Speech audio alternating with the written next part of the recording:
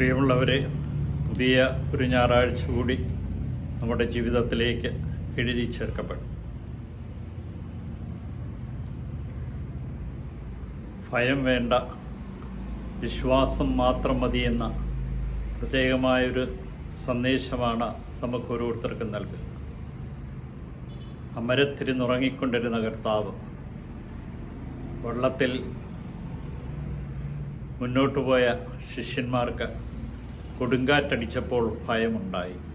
നിലവിളിച്ച് കൂടെയുണ്ടായിരുന്നവനെ തിരിച്ചറിയുവാൻ കഴിഞ്ഞില്ല.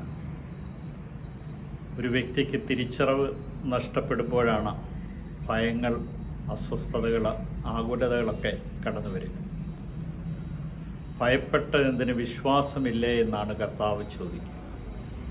പലപ്പോഴും ഭയം തങ്ങളുടെ ജീവിതത്തിലേക്ക് കടന്നു വരുമ്പോൾ വിശ്വാസത്തിൻ്റെ ഉറവിടത്തെ മറന്നുകൊണ്ട് ജീവിക്കുന്നത് കൊണ്ടാണ് ഈ ഭയം നമ്മെ ഓരോരുത്തരെയും വേട്ടയാടുക. ഇന്നെല്ലാത്തിനോടും ഭയമുള്ളവരും എല്ലാവരെയും ഭയപ്പെടുന്നവരെയും നമ്മുടെ ചുറ്റുപാടും കാണുവാൻ കഴിയും. ഈ ഭയം മനുഷ്യനെ വല്ലാത്തൊരു വിഭ്രാന്തിയിലേക്ക് നയിക്കും. ഉറക്കമില്ലായ്മ, മറ്റുള്ളവരെ പേടി, സാഹചര്യങ്ങളെ പേടി, ദൈവ സാന്നിധ്യം ഇല്ലാത്ത ഒരവസ്ഥ, തിന്മയെക്കുറിച്ചുള്ള ആകുലപ്പെടുത്തുന്ന ചിന്തകൾ, ഓരോ സാഹചര്യത്തെയും ഭയപ്പെട്ടുകൊണ്ട് മുന്നോട്ട് പോകുന്ന സാഹചര്യങ്ങൾ, ഇതെല്ലാം പലപ്പോഴും നമ്മെ ഭയത്തിലേക്ക് നയിക്കും.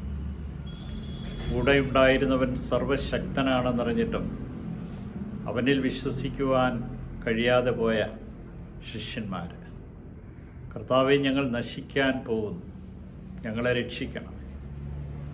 മത്തായിയുടെ സുവിശേഷം പറയുന്നുണ്ട്, അല്പവിശ്വാസികളെ നിങ്ങൾ എന്തിനു ഭയപ്പെട്ടു. മർക്കോസിൻ്റെ സുവിശേഷത്തിൽ ഭയം എന്തിന്, വിശ്വസിക്കുക മാത്രം ചെയ്യാൻ. രണ്ടും ഒന്ന് തന്നെയാണ്. വിശ്വാസമില്ലാത്തിടത്താണ് ഭയമുണ്ടാവുക.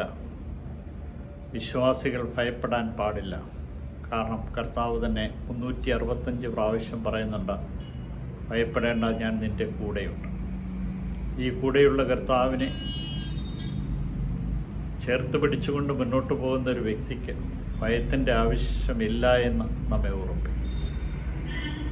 ഇന്നേ ദിനം ദൈവത്തിൻ്റെ കൃപയും അനുഗ്രഹവും നമുക്ക് ഓരോരുത്തർക്കും നൽകുവാൻ തക്കവിധം നമ്മളെ ഓരോരുത്തരെയും കർത്താവ് വിളിക്കുകയാണ്. കൂടെ ഞാനില്ലേ, കൂടെ ഞാനുള്ളപ്പോൾ ജീവിതത്തിൻ്റെ പ്രതിസന്ധികളെക്കുറിച്ചുള്ള ഭയം എന്തിന്? വിശ്വാസമില്ലാത്ത ജനതയെപ്പോലെ പെരുമാറുന്നു എന്തിന്? നിയമാവർത്തന പുസ്തകത്തിൽ പറയുന്നുണ്ട്, ഇത്ര ശ്രേഷ്ഠമായൊരു ദൈവം വേറെ ആർക്കാണുള്ളത്? വിളിക്കുമ്പോഴൊക്കെ സമീപസ്ഥനാകുന്ന ദൈവമെന്നാണ് നിയമാവർത്തന പുസ്തകം 4-7 വാക്യത്തിൽ പറയുന്നത്. ഞാൻ നിങ്ങളുടെ ദൈവവും നിങ്ങളെൻ്റെ ജനവുമാണെന്ന് ഇസ്രായേൽ ജനത്തെ കൂടെ കൂടെ ഓർമ്മിപ്പിച്ചതും ഈ ഭയം വരുമ്പോൾ തൻ്റെ കൃപകൾ നഷ്ടപ്പെടുത്താതിരിക്കുവാൻ താൻ കൂടെയുണ്ടെന്നുള്ള ബോധ്യം നൽകുന്നതിന് വേണ്ടി.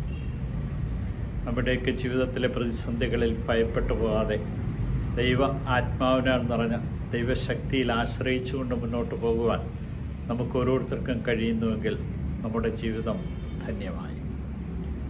ഭയപ്പെട്ടുപോയ ഒരുപാട് സാഹചര്യങ്ങളുണ്ട്. കോൺഷ്യസ്നെസ്, അൺകോൺഷ്യസ്നെസ്, സബ് കോൺഷ്യസ്നെസ് എന്നൊക്കെ പറയുമ്പോൾ ജീവിതത്തിൽ അസാധാരണമായൊരു സംഭവം കടന്നു വന്നാൽ അതിനെ എടുത്തു കളയാതെ ആ ഭയം വെച്ചുകൊണ്ട് നാം നടക്കുകയാണെങ്കിൽ ആ ഭയം പലപ്പോഴായി നമ്മളെ വേട്ടയാടും എന്ന് ഓർമ്മിപ്പിക്കും. ഈ വേട്ടയാടലിന് തന്നെയാണ് ചിലപ്പോൾ ഒരു മാനസിക രോഗിയായിട്ട് ഒരാൾ മാറുന്നതിനും ഉറക്കമില്ലാത്ത ദിവസങ്ങളാക്കി മാറുന്നതിനും ഈ ഭയം കൂടെ കൂടെ എന്തെങ്കിലും കാണുമ്പോൾ മനസ്സിലേക്ക് ഓടിയെത്തുകയും അവനെ അസ്വസ്ഥപ്പെടുകയും ചെയ്യുന്നത് ഇതുതന്നെയാണെന്ന് നമ്മളെ ഓർമ്മിപ്പിക്കും. അതുകൊണ്ടാണ് പൗലോസ് അപ്പോസ്തലൻ പറയുക, ഏറ്റവും പ്രധാനപ്പെട്ട ഒരു കാര്യം പുതിയ സൃഷ്ടിയാവുക എന്നുള്ളതാണ്.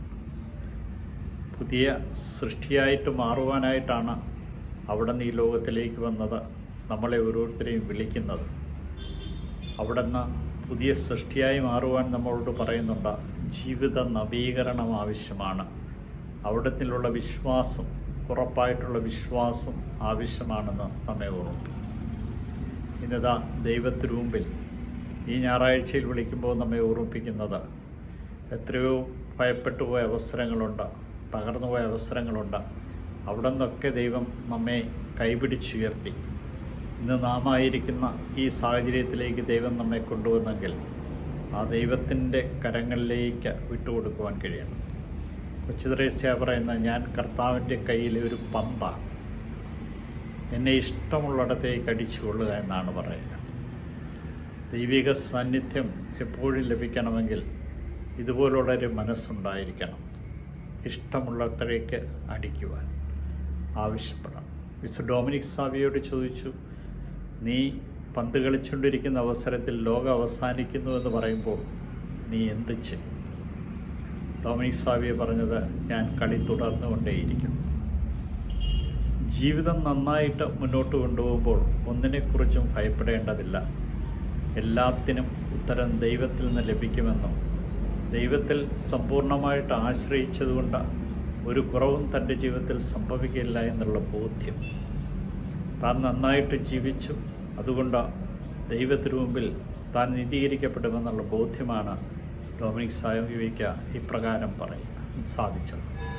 നമ്മളൊക്കെ ഇപ്രകാരമായിരിക്കും. ലോകം അവസാനിക്കാൻ പോകുന്നു എന്ന് പറയുമ്പോൾ നെട്ടോട്ടവും കുറിയോട്ടവുമായിരിക്കും. നല്ലവണ്ണം ജീവിച്ചില്ല, ജീവിതത്തിൽ പ്രതിസന്ധികൾ നിറഞ്ഞ് ജീവിതത്തിൽ സ്വന്തം താല്പര്യങ്ങൾ മാത്രമാണ് അന്വേഷിച്ചത്, മറ്റുള്ളവരെ പരിഗണിച്ചില്ല, കൂടെയുള്ളവരെ വിശ്വസിക്കുവാൻ കഴിഞ്ഞില്ല എന്നൊക്കെ. ഇന്നിതാ ദൈവത്തിരുമുമ്പിൽ നമ്മെ സമർപ്പിക്കുമ്പോൾ ജോബ് പറയുന്നുണ്ട്, കൃതജ്ഞതയുടെ ഒരു ദൈവം, എല്ലാം നന്മയ്ക്കായി മാറ്റുന്ന ഒരു ദൈവം, എല്ലാത്തിനെയും സൃഷ്ടിച്ച് ക്രമപ്പെടുത്തി നമുക്കായി നൽകിയ ദൈവത്തോട് കൃതജ്ഞത ഉണ്ടായിരിക്കും. ഗ്രാറ്റിറ്റ്യൂസ് ഗോഡ് എന്നാണ് പറയുന്നത്. കൃതജ്ഞതയുടെ ഒരു ദൈവത്തിൻ്റെ തിരുമുമ്പിൽ നമ്മെ സമ്പൂർണ്ണമായിട്ടും സമർപ്പിക്കുവാൻ കഴിയണം. ദൈവത്തിൻ്റെ കൃപയും അനുഗ്രഹവും എപ്പോഴൊക്കെ നമ്മൾ നഷ്ടപ്പെടുത്തുന്നുവോ അപ്പോഴൊക്കെ ഭയമുണ്ടാകാം.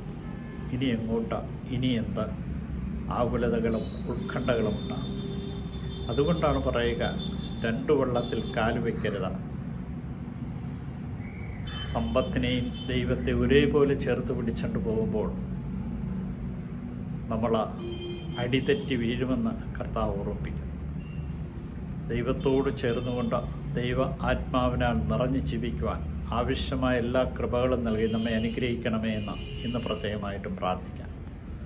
ദൈവകൃപാവരത്തിൻ്റെ അഭിഷേകം നിങ്ങൾക്ക് ഏവർക്ക് ലഭിക്കട്ടെ എന്ന് പ്രത്യേകമായിട്ടും പ്രാർത്ഥിക്കുന്നതോടൊപ്പം ഈ പുതിയ ഞായറാഴ്ചയിൽ ദൈവകൃപയുടെ നിറവായിട്ട് നമ്മൾ മാറിക്കൊണ്ട് ദൈവാത്മാവിനാൽ നയിക്കപ്പെടുവാൻ ദൈവം കൂടെയുണ്ടെന്നും എൻ്റെ ജീവിതത്തിലൊരു ഭയത്തിനും